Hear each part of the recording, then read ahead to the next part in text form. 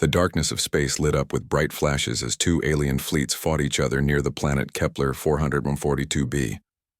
Energy beams crossed the void like deadly lightning. Ships exploded in silent bursts of fire and metal. The battle had been going on for 3 months, and the peaceful Volani Federation was losing badly to the aggressive Krathos Empire. Captain Lee Dae-ho stood on the bridge of the UEF battleship Indomitable and watched the distant battle through the main screen. His ship was huge, 2.5 kilometers long and covered in gray armor plating. The bridge was dark except for the soft blue glow of computer screens. 26 officers worked at their stations, all of them human, all of them ready for their first real space battle. "Sir, we are dropping out of faster-than-light travel in 30 seconds, said Lieutenant Commander Park Ji-won from her position at the tactical station. She was a small woman with short black hair and sharp eyes that missed nothing. Her fingers moved quickly over the controls as she checked the ship's weapon systems. Lee nodded and straightened his dark blue uniform. He was 42 years old and had spent 20 years in Earth's Navy before joining the United Earth Fleet. His face was serious, with deep lines around his eyes from years of command. This was humanity's first major mission since joining the Galactic Council 2 years ago. Most alien species still thought humans were primitive beings from a dangerous world. "All stations report ready, Captain," said Executive Officer Moon Sang-min from his position next to Lee's command chair. Moon was tall and thin, with careful movements and a quiet voice. He had been Lee's second-in-command for 5 years. The main screen flickered as the Indomitable dropped back into normal space at the edge of the Kepler 442 system. The battle was much bigger than the reports had said. Hundreds of ships fought in a space area the size of Earth's moon. The Volani ships were elegant and curved, with smooth white hulls that glowed with soft light. Their weapons fired beams of pure energy that looked like blue lightning. The Krathos ships were completely different. They looked alive, with hulls that seemed to breathe and pulse. Dark red and black colors covered their surfaces. Strange growths stuck out from their sides like the fins of some deep-sea creature. When they fired their weapons, the beams were dark green and seemed to eat the light around them. "My God," whispered Chief Engineer Kim Hae-jin from her station at the back of the bridge. She was a stocky woman with strong hands stained from working with machinery. "Look at the size of that battle. Contact both fleets," Lee ordered. "Open all communication channels." Communications Officer Shin Yu-jin, a young woman with quick fingers and bright eyes, worked at her console. Static filled the bridge speakers before she found the right frequency. "All channels open, sir." Lee walked to the center of the bridge and spoke in a clear, strong voice. "This is Captain Lee Dae-ho of the United Earth Fleet Battleship Indomitable. We are here under Galactic Council Mandate 7742 to provide military assistance to all Council member species." The response came quickly. A voice speaking in the musical tones of the Volani language filled the bridge. Shin worked her translation computer and then spoke. "Sir, Admiral Thexani of the Volani Federation acknowledges our arrival. She is surprised we are here." "Surprised?" Moon asked. "She says most Council species think humans are too new to space warfare to be useful in a real battle," Shin replied, looking uncomfortable. Lee's jaw tightened, but he kept his voice calm. "Tell the Admiral we are ready to take orders and help in any way we can." More alien speech came through the speakers. This time it was harder and more aggressive. The Krathos language sounded like grinding metal. Shin listened and then turned pale. "Sir, the Krathos commander is laughing. He says humans are soft creatures from a weak world and that we should run home before we get hurt." The bridge fell silent. Every human officer stared at the main screen, where Krathos ships were destroying a group of Volani vessels. Lieutenant Commander Park spoke first, her voice cold. "Sir, our weapons are fully charged and ready." "Easy," Lee said, though his own anger was rising. "We are here to help, not to start a fight with everyone." Navigation Officer Cho Min-soo, a nervous young man with fast reflexes, looked up from his station. "Captain, I'm reading massive energy signatures from both fleets. The Volani have 47 ships remaining. The Krathos have 61. Our sensors show the Krathos ships have some kind of adaptive armor that changes to resist energy weapons." "What about our weapons?" Lee asked. Chief Engineer Kim checked her displays. All kinetic systems are green, sir. Railguns 1 through 12 are loaded with tungsten penetrator rounds. Point defense systems are active. Our armor plating is reading optimal. Dr. Kang So-young, the ship's xenobiologist, looked up from her research station. She was a quiet woman who spent most of her time studying alien life forms. Captain, I've been analyzing the battle data. The Krathos biomechanical ships seem to adapt their hull composition in real time to resist whatever weapons are used against them. That's why the Vellani energy weapons are becoming less effective over time. Biomechanical? Moon asked. The ships are partially alive, sir. They learn and adapt like living creatures. It's very advanced technology, but it might have weaknesses that purely mechanical systems don't have. Another transmission came from Admiral Thexani. Her musical voice sounded tired and frustrated. Shin translated, "She is assigning us to protect a supply convoy heading to the rear of their formation. She says it will keep us safe while we learn how real space combat works." Park's hands clenched into fists. Safe? They're putting us on supply duty? It's an insult, Moon said quietly. They don't trust us to fight. Lee studied the tactical display that showed both fleets and their own ship's position. The Indomitable was bigger than most of the other vessels, but the aliens clearly thought size didn't matter if the crew didn't know how to fight. Perhaps it's better this way. We can observe their tactics and learn how they conduct space warfare. Or we can show them how humans fight, Park said. We follow orders, Lee replied firmly. Set course for the supply convoy, but keep all weapons ready. Cho worked at his navigation controls, and the Indomitable began moving toward the rear of the Vellani formation. The ship was fast for its size, using advanced human engines that the aliens didn't fully understand. As they moved, the crew watched the ongoing battle on their screens. The fighting was unlike anything they had trained for on Earth. Ships stayed far apart and fired energy beams at each other in careful, planned patterns. There was no chaos, no sudden movements, no surprises. It looked more like a formal dance than a life-or-death battle. How long have they been fighting like this? Lee asked. 3 months, sir, Dr. Kang replied. According to the reports, they meet in formation, exchange fire for several hours, then withdraw to repair and resupply. Very civilized. Civilized, Park repeated with disgust. People are dying out there. Intelligence Officer Nam Tae-hyun, a tall man with sharp features who rarely spoke, looked up from his analysis station. Captain, I'm detecting something unusual in the Krathos formation. They're not fighting like conquerors. What do you mean? Their ship positions, their target selection, even their communication patterns. It all suggests they're fighting defensively. Almost like they're the ones being chased, not doing the chasing. Lee frowned.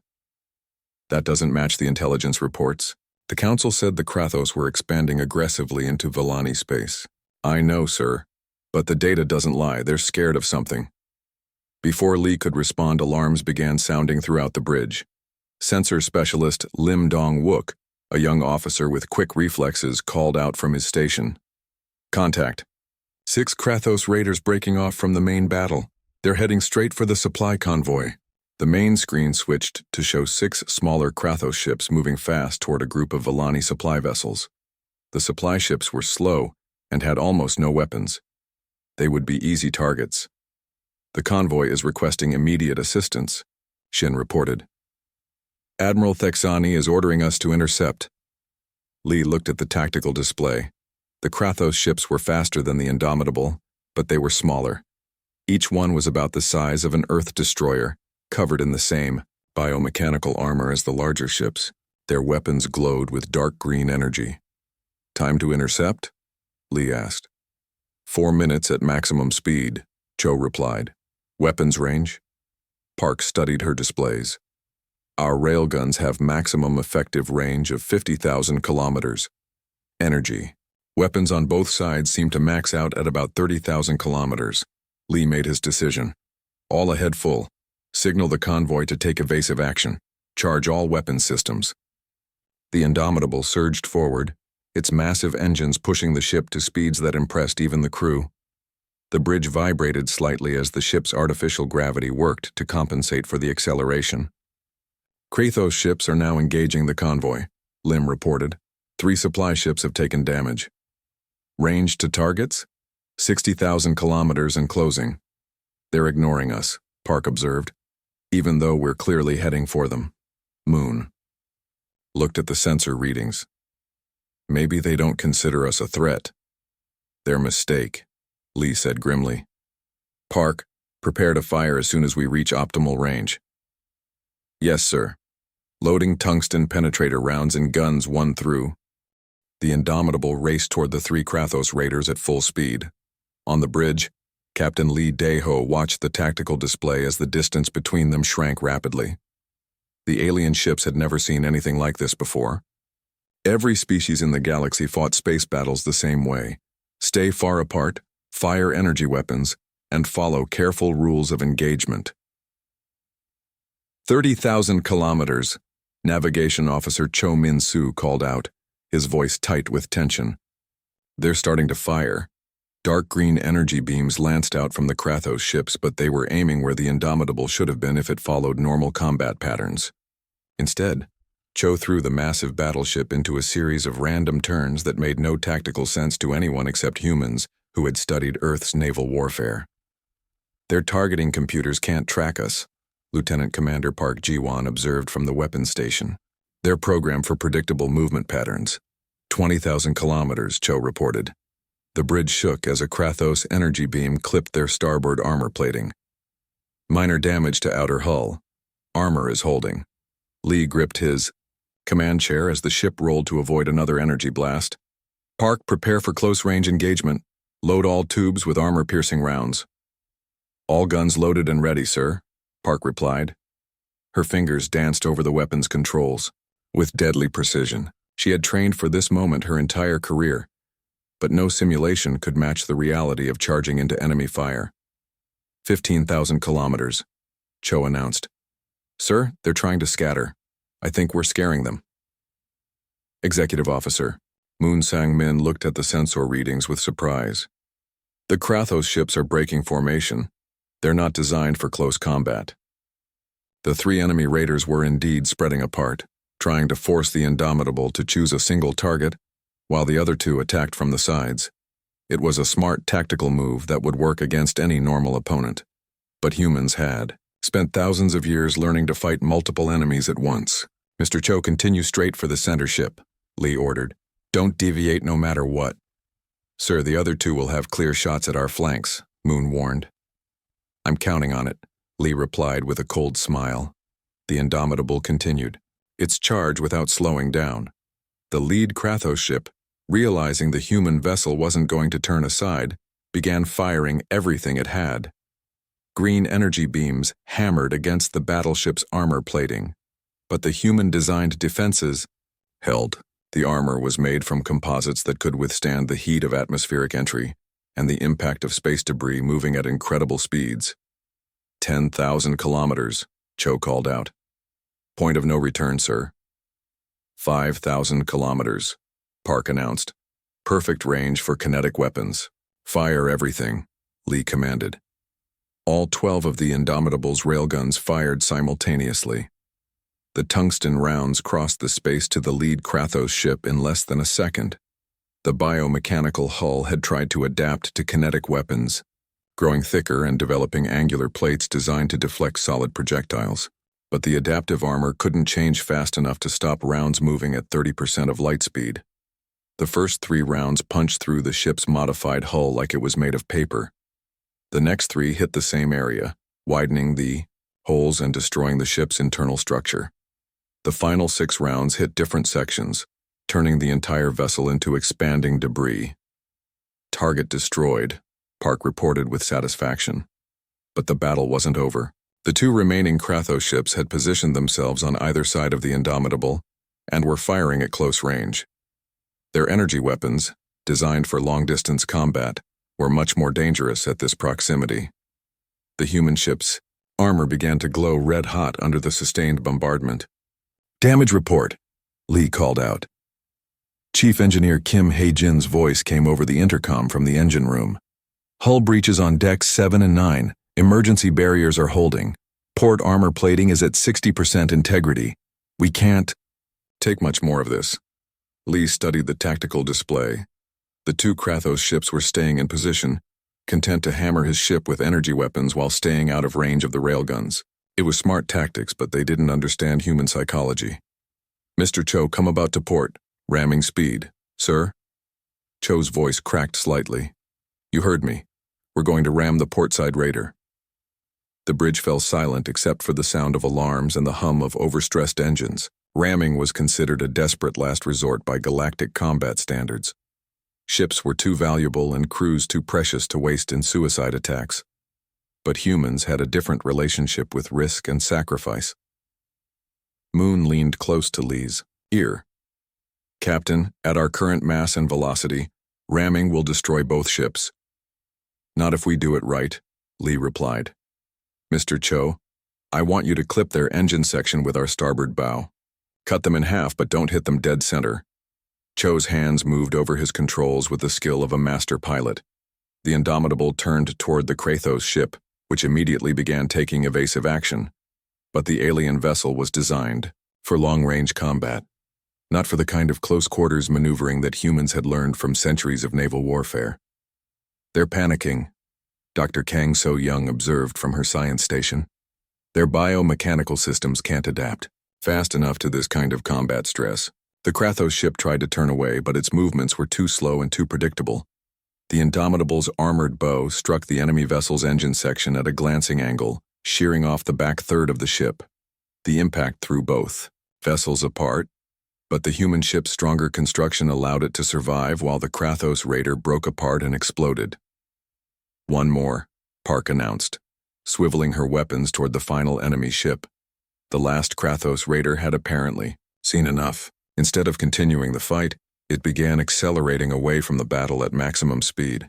Its biomechanical hull was flickering through different configurations as it tried to find an optimal design for retreat. It's running, Cho said with amazement. Let it go, Lee ordered. We've made our point. The bridge crew watched as the surviving Krathos ship fled toward its main fleet. Around them, the space battle had completely stopped. Both the Vellani and Krathos formations had ceased fighting to observe the human ship's unusual tactics. Communications Officer Shin Yu-jin looked up from her station with wide eyes. Sir, we're receiving transmissions from both fleets. Everyone wants to know what we just did. What we did, Lee said calmly, was fight like humans. The main screen switched to show Admiral Thexani, the Vellani fleet commander. She was a tall, elegant being with pale blue skin and large, gentle eyes. Her musical voice carried notes of confusion and amazement as she spoke. Shin translated her words. Admiral Thexani says she has never seen such aggressive and unpredictable combat tactics. She wants to know if all human ships fight this way. Tell her that was just a standard engagement for us, Lee replied. More alien speech came through the speakers, this time from multiple sources. Shin worked frantically to keep up with all the different conversations. Sir, the Vellani commanders are asking for detailed tactical reports. They want to know how we destroyed 3 ships in under 5 minutes. The Krathos are... Well, they're using words my translator can't properly convert, but they seem very angry and very worried. Intelligence Officer Nam Tai-hyun looked up from his analysis station. Captain, I'm intercepting Krathos military communications. They're calling for reinforcements and warning their fleet about human berserker tactics. They think we're some kind of warrior species bred for combat. Lee almost smiled at that. In a way, they're not wrong. Earth made us tough. Dr. Kang was studying the debris from the destroyed Krathos ships. Captain, I'm reading interesting data from the wreckage. The biomechanical systems we're trying to adapt to our weapons right up until the moment of destruction. They're incredibly advanced, but they're also predictable. They follow patterns that can be exploited. What kind of patterns? Lee asked.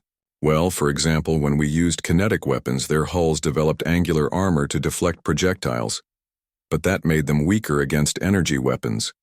When we switched to ramming attacks, they tried to develop shock-absorbing structures that made them vulnerable to cutting attacks.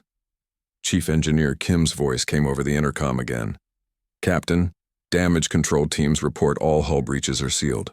We've lost some armor plating, but all major systems are operational. The ship is ready for further combat. Moon studied the tactical display, which showed both alien fleets maintaining their positions but no longer firing at each other. Sir, what do you think they're waiting for? Before Lee could answer, sensor specialist Lim Dong-wook called out, urgently from his station. Captain, I'm detecting massive energy signatures at the edge of the system. Something big is coming out of faster-than-light travel. The main screen shifted to show the outer reaches of the Kepler 442 system. Space began to ripple and distort as something enormous prepared to enter normal space.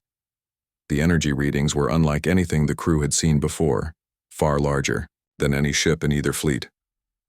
How big? Lee asked. Lim checked his instruments twice before answering. Sir, whatever it is, it's the size of a small moon, and there are multiple contacts. I count at. The Indomitable raced through space toward the approaching void swarm, while both alien fleets retreated to safe distances. Captain Lee Dae-ho stood on his bridge, watching the massive enemy ships grow larger on the main screen. Each one was the size of a small moon, covered in dark organic structures that pulsed with threatening energy. Sir, Admiral Thexani is requesting immediate communication, Communications Officer Shin Yu-jin announced from her station. Put her through, Lee replied. The elegant Villani commander appeared on the screen, her pale blue features twisted with worry. Her musical voice carried urgent, desperate tones as she spoke rapidly in her native language. Shin translated quickly. She says we must retreat immediately. The void swarm cannot be fought with conventional weapons. They consume entire star systems and turn the matter into more ships. She's ordering us to withdraw before it's too late. Tell Admiral Thexani that we appreciate her concern, but the United Earth Fleet doesn't abandon civilian populations to enemy attacks. Lee responded calmly. More alien speech came through, the speakers faster and more frantic than before. Shin's face went pale as she translated. Sir, she says there are over 3 billion Villani civilians on the planet below. The void swarm will consume all of them and use their biomass to create more ships. She's begging us to save ourselves so we can carry word of what happened here to the rest of the galaxy. Executive Officer Moon Sang-min moved closer to Lee's command chair. Captain, we're one ship against 12 moon-sized vessels. Even if we fight perfectly, the odds are impossible. The odds have always been impossible, Lee replied. That's why they need humans. Dr. Kang So-young looked up from her science station, where she had been analyzing the approaching enemy ships. Captain, I'm reading some very strange energy signatures from the void swarm vessels. They appear to be partially organic, like the Krathos ships, but on a much larger scale. The entire structure seems to be alive. What does that mean for our weapons? Lee asked. Unknown, sir. But if they're truly biological systems, they might have biological weaknesses. Intelligence Officer Nam Tae-hyun raised his hand from his analysis station. Sir, I've been monitoring communications from both fleets. The Krathos are broadcasting their tactical database on the void swarm to everyone in the system. Even to us? Moon asked with surprise. Yes, sir. Apparently facing extinction makes former enemies share information. According to their data, the void swarm has been chasing the Krathos across half the galaxy. Every system that tried to fight them was completely consumed. The Krathos Empire lost 47 colonies before they started running. Lee studied the tactical display, which showed the relative positions of all the ships in the system. The void swarm was still several hours away from the planet, but their smaller vessels were already spreading out to surround the entire system. Any ship that tried to escape would be caught. What about their weapons and defenses? Lee asked. Nam checked his data.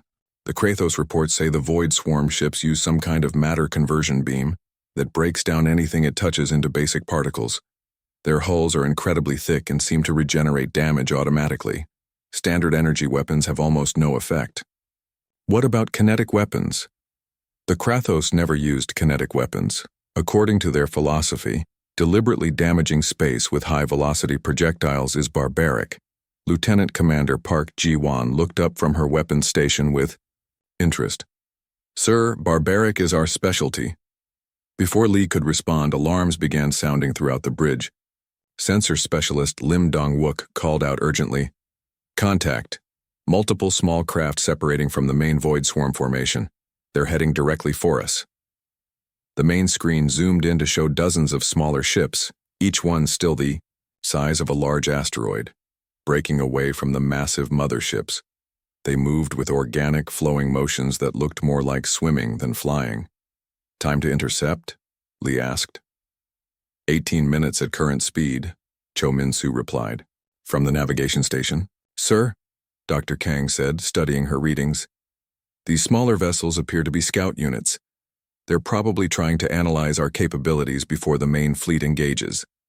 Lee made a quick decision. "All stop. Mr. Cho, hold our position." "Here." "Sir?" Moon questioned.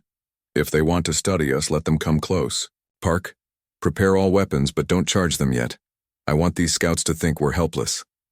The Indomitable slowed to a stop in space, drifting silently as the void swarm scouts approached. On the bridge, every officer worked quietly at their stations, preparing for combat while trying to look defeated. 10 minutes to contact, Lim reported. "I count 37 individual scout ships. Each one is roughly 800 meters long."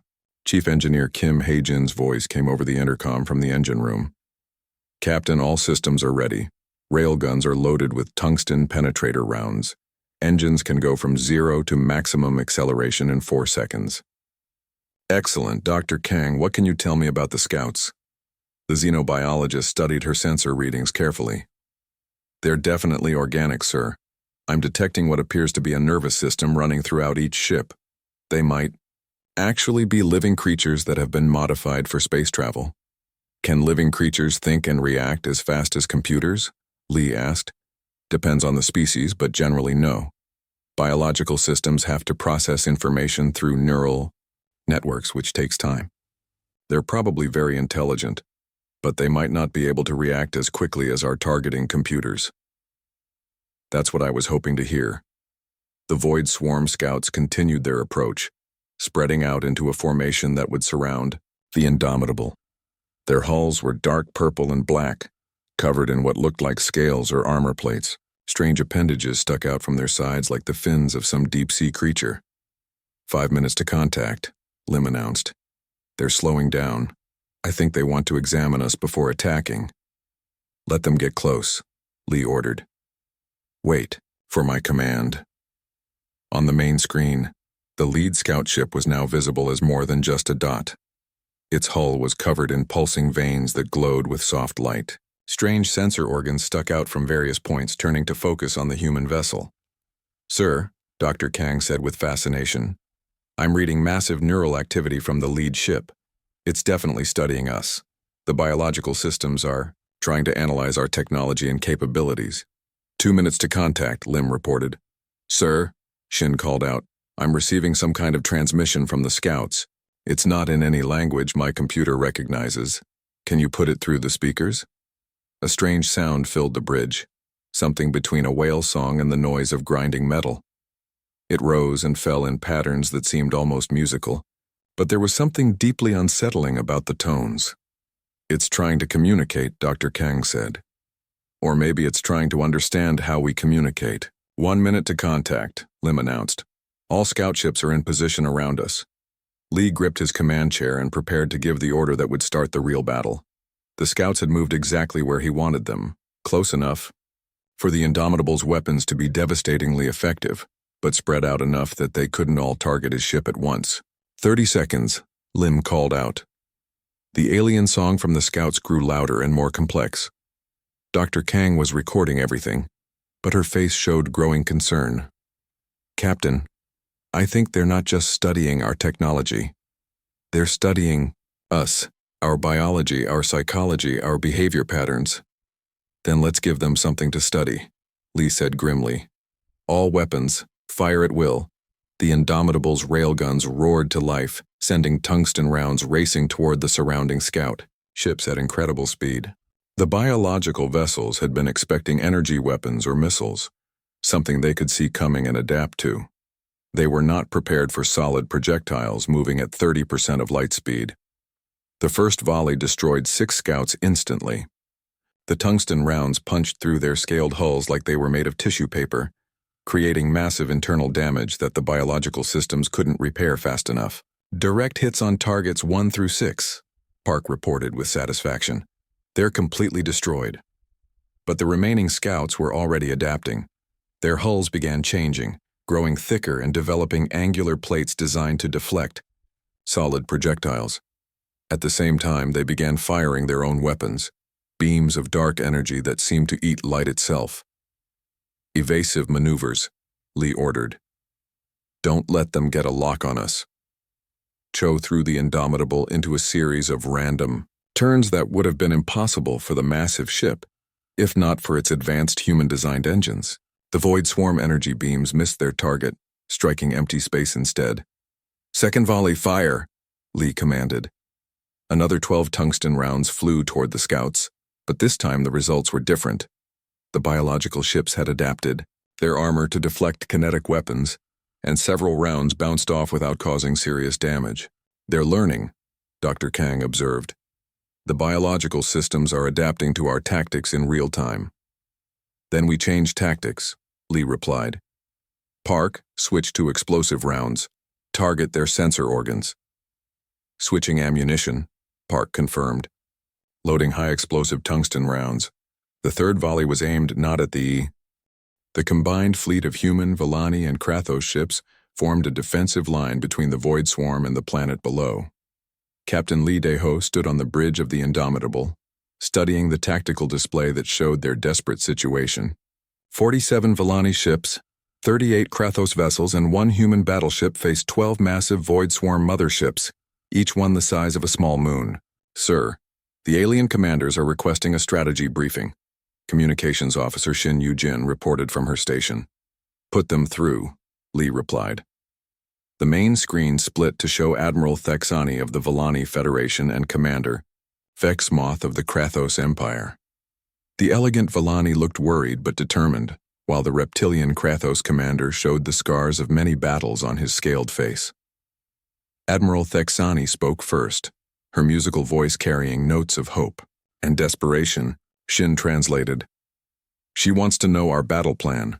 Her ships are ready to follow human tactical commands. Commander Vexmoth growled something in the harsh Krathos language. Intelligence Officer Nam Tae-hyun translated from his station. He says the Krathos fleet will also accept human leadership, but only because you have shown courage against impossible odds. He warns that the Void Swarm has never been defeated in direct combat. Lee nodded to both commanders. Tell them we're going to use a strategy that no galactic species has ever tried before. We're going to attack. Both alien faces showed shock. More rapid conversation filled the speakers before Shin and Nam could translate. Admiral Thexani says that attacking the Void Swarm is suicide, Shin reported. Every species that has tried direct assault has been completely destroyed. Commander, Vexmoth agrees, Nam added. He says the only successful strategy against the Void Swarm has been to run away and hope they choose a different target. Running away isn't an option, Lee replied firmly. There are 3 billion civilians on that planet. We're going to save them. Executive Officer Moon Sang-min moved closer to Lee's command chair. Sir, what exactly is our strategy? Lee turned to address his entire bridge crew as well as the alien commanders. The scouts we destroyed taught us that Void Swarm ships are biological organisms. They can adapt to our weapons, but adaptation takes time. If we can overwhelm their biological systems with multiple different types of attacks simultaneously, we might be able to cause permanent damage before they can adapt. Dr. Kang So-young looked up from her science station. Captain, I've been analyzing the data from our engagement with the scouts. Their biological systems seem to have built-in limitations. They can adapt to one type of weapon at a time, but they can't handle multiple simultaneous adaptations. Exactly, Lee confirmed. We're going to hit them with kinetic weapons, energy weapons, explosive missiles, and ramming attacks all at the same time. Their biological systems won't be able to adapt fast enough. Lieutenant Commander Park Ji-won raised her hand from the weapons station. Sir, Our kinetic weapons are effective, but the Volani energy weapons and Krathos bio-disruptors might work differently against biological targets. That's what I'm counting on, Lee replied. Mr. Nam, what did you learn from the Krathos tactical database? Nam checked his analysis station. Sir, the Krathos have been fighting biological ships for years. Their bio-disruptor weapons are specifically designed to interfere with living tissue. The Volani plasma beams are hot enough to cauterize biological systems and prevent regeneration. Lee turned back to the main screen where both alien commanders waited for his orders. Tell them we need to coordinate our attack perfectly. The Krathos ships will target the Void Swarm vessels with bio-disruptors to interfere with their adaptation systems. The Volani ships will use plasma beams to prevent regeneration. The Indomitable will use kinetic weapons and ramming attacks to cause massive physical damage. Admiral Thexani spoke rapidly, her musical tones rising with excitement. Shin translated. She says the plan is incredibly dangerous, but it's the first strategy she's heard that might actually work. Her ships are ready to coordinate their attacks with ours. Commander Vexmoth growled his response. Nam translated. He says humans fight like the ancient Krathos warriors before they became civilized. He approves of the battle plan and will assign his fastest ships to support our ramming attacks. Excellent, Lee said. Now we need to discuss timing. The Void Swarm ships are huge and slow, but they're not stupid. Once they realize what we're doing, they'll adapt their strategy. We'll only get one chance at this. Chief Engineer Kim Hai-jin's voice came over the intercom from the engine room. Captain, I've been modifying our weapon systems based on the scout engagement. I can overcharge our railguns to fire tungsten rounds at 40% of light speed, but it will damage the weapons after each shot. How many shots per gun? Lee asked. 3 shots maximum before the barrels are destroyed. After that, we'll be down to conventional weapons. Lee did quick calculations in his head. 12 railguns, 3 shots each. 36 maximum power kinetic strikes. It would have to be enough.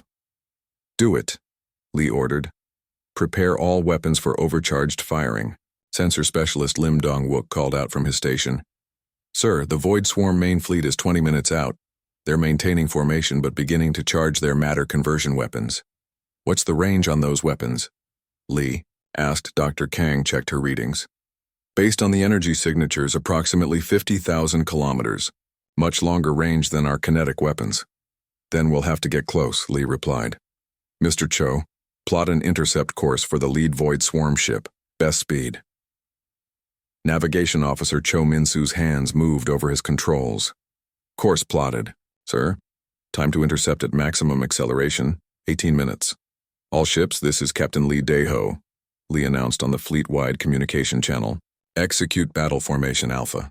Krathos ships on the flanks, Volani ships in the center, Indomitable leading the charge. Stay in formation until we reach weapons range, then spread out for individual attacks. The combined fleet began moving toward the approaching Void Swarm. The massive enemy ships grew larger on the main screen as they closed the distance. Their dark hulls pulsed with organic energy, and strange appendages moved across their surfaces like the tentacles of enormous sea creatures. 15 minutes to contact, Lim reported. The Void Swarm ships are spreading out into attack formation. Sir, Dr. Kang said with growing concern, I'm reading massive energy buildup in the lead Void Swarm vessel. They're preparing to fire their matter conversion beam. How long until they can fire? Lee asked. Unknown, sir. But the energy readings are increasing exponentially. Lee made a quick decision. All ships, maximum acceleration. We need to close the distance before they can fire those weapons. The combined fleet surged forward, pushing their engines beyond safe limits. The alien ships had never flown in formation with humans before, but they followed the Indomitable's lead as it raced toward the enemy. 10 minutes to contact, Lim announced. Sir, the Void Swarm is beginning to fire. The lead enemy ship released a beam of pure destruction that turned everything it touched into glowing particles. The beam swept through space like a searchlight, seeking targets to destroy. When it touched a piece of space debris, the metal and rock simply ceased to exist. Evasive maneuvers, Lee ordered. All ships, random patterns. The combined fleet scattered into unpredictable flight paths as the matter conversion beam swept through their formation. One Volani ship wasn't fast enough. The beam caught its port side and disintegrated half the vessel instantly. The remaining half spun out of control, its crew evacuating in escape pods. "We just lost the Volani cruiser Harmony," Shin reported grimly. "Keep formation," Lee commanded on the fleet channel. "Don't let them break us up." More matter conversion beams lanced out from the Void Swarm ships. The combined fleet weaved through the deadly energy like fighters dodging anti-aircraft fire. Two more ships, one Volani and one Krathos, were caught by the beams and destroyed instantly. 5 minutes to contact, Lim called out. "We're almost in weapons range." "All weapons prepare to fire," Lee ordered. "Remember, we need to hit them, with everything at once." The Indomitable's railguns charged to overload levels while Park prepared the explosive missiles. Around them, the Volani ships powered up their plasma beam arrays and the Krathos vessels readied their biodisruptor weapons. 2 minutes to contact, Lim announced. On the main screen, the lead Void Swarm ship filled the entire view. Its hull was covered in pulsing organic structures that looked like enormous hearts or brains. Strange sensory organs tracked the approaching fleet, and defensive weapons began emerging from hidden cavities. 1 minute to contact, Lim reported. "All weapons are charged and ready." Lee gripped his command chair and prepared to give the order that would determine the fate of 3 billion civilians, and perhaps the entire galaxy. Around him, his crew worked with the precision of a perfect machine. They were humans, evolved, on a world that tried to kill them every day, and they had never learned to accept defeat. 30 seconds to optimal range, Park announced. The Void Swarm ship ahead of them began firing smaller weapons, energy beams and organic projectiles, that exploded like living grenades. The Indomitable's armor absorbed most of the hits, but warnings began flashing on damage control display. The space around the Void Swarm ships exploded with weapons fire as the combined fleet pressed their attack. The first enemy vessel was badly damaged but still fighting, its biological systems working frantically to repair the massive wounds in its hull. Captain Lee Daeho watched from the bridge of the Indomitable as 11 more moon-sized ships moved to surround his small fleet. "Damage report on Target 1, Lieutenant Commander Park Ji-won called out from her weapons station. Dr. Kang So-young studied her science displays. "The primary target has lost approximately 30% of its mass, but it's still operational. The biological systems are adapting to our attack patterns. It's growing thicker armor and developing what looks like energy shield generators." "Time until full adaptation?" Lee asked. "Unknown, sir, but I estimate we have maybe 10 minutes before it becomes immune to our current weapons." Intelligence Officer Nam Tae-hyun looked up from his analysis station with urgent news. "Captain, I'm monitoring Void Swarm communications. They're coordinating their adaptation across all ships. Whatever one learns, they all learn." Executive Officer Moon Sang-min studied the tactical display with growing concern. "Sir, if they can share adaptation data, our strategy will only work once per ship type. After that, they'll be ready for everything we can throw at them." Lee processed this information quickly. They had wounded one Void Swarm ship, but there were 11 more, and each one would be harder to damage than the last. The combined fleet was already taking losses, 6 ships destroyed and many more damaged by the enemy's matter conversion weapons. "Sir," Communications Officer Shin Yu-jin announced, "Admiral Thexani is requesting new orders. Her ships are running low on plasma charges." "Commander Vexmoth reports similar problems," Nam added. "The Krathos biodisruptor weapons are overheating from extended use." Chief Engineer Kim Hae-jin's voice came over the intercom from the engine room. "Captain, our railguns are showing stress fractures from overcharged firing. We can maybe get 6 more shots before they're completely destroyed." Lee looked around his bridge at the faces of his crew. They were exhausted, their ship was damaged, and they were facing impossible odds. It was exactly the kind of situation that humans had evolved to handle. "Mr. Cho," Lee said calmly, "plot a course through the center of the Void Swarm formation." Navigation Officer Cho Min-soo's hands froze over his controls. "Sir, that would take us directly between all 12 enemy ships. We'd be in range of every weapon they have." "That's the idea," Lee replied. "Park, prepare all remaining missiles for proximity detonation. Kim, I want you to overload our fusion reactor. Sir? Chief Engineer Kim's voice cracked over the intercom. You heard me. Set the reactor to overload in 15 minutes. If we can't defeat them conventionally, we'll show them what happens when humans decide to take everyone down with them. The bridge fell silent except for the sound of alarms and weapons fire from outside. Every officer understood what their captain was planning. It was a suicide run designed to take out as many enemy ships as possible before the Indomitable was destroyed. Captain, Moon said quietly, if we overload the reactor inside their formation, the explosion will destroy our ship and crew. I know, Lee replied. But it might also damage enough void swarm ships to give the planet's population time to evacuate. Sometimes that's the best you can do. Dr. Kang looked up from her science station with sudden excitement. Wait, sir, I have an idea. What if we don't destroy the reactor? What if we eject it at the exact moment it goes critical? Explain, Lee ordered. If we eject the overloading reactor core at high speed toward the center of their formation, it will explode like a nuclear bomb in the middle of their fleet. We can be far enough away to survive, but close enough for the explosion to damage multiple ships. Lee considered this option. It was still incredibly dangerous, but it gave his crew a chance to survive. How much damage would a fusion reactor explosion cause to biological ships? Unknown, sir, but the electromagnetic pulse alone would interfere with their nervous systems. The radiation and heat would be devastating to living tissue. Do it, Lee decided. Kim, prepare the reactor for emergency ejection. Set the overload for 12 minutes. Cho, plot a course that will take us through the enemy formation and out the other side. The Indomitable turned toward the center of the Void Swarm fleet and began accelerating. Around them, the remaining ships of the combined fleet watched in amazement as the human vessel charged directly into the heart of the enemy formation. Sir, Shin announced, Admiral Thexani is asking what we're doing. Should she follow us? Tell all ships to maintain current positions and continue attacking. The outer ships, Lee ordered. We're going to give them something to remember us by. The massive Void Swarm vessels turned their weapons toward the approaching human ship. Matter conversion beams lanced through space, forcing Cho to fly evasive patterns that pushed the Indomitable's engines to their limits. Energy weapons and organic projectiles filled the space around them with deadly fire. Hull breach on Deck 12, sensor specialist Lim Dong-wook reported. Emergency barriers are holding. Port armor plating is down to 20%, Park added.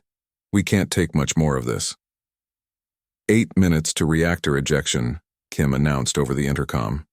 The Indomitable raced between two massive Void Swarm ships, their hulls so close that the crew could see individual organic structures moving across their surfaces. Strange appendages reached out toward the human vessel like the tentacles of enormous creatures trying to grab their prey. They're trying to capture us, Dr. Kang observed. The biological systems want to study our technology. Too bad we're not staying for dinner, Lee replied grimly.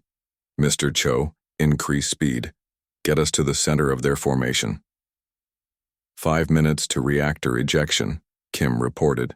The space around them was filled with enemy fire, but the Void Swarm ships were being careful not to hit each other. Their weapons fire created a deadly maze that Cho navigated with skill that bordered on supernatural.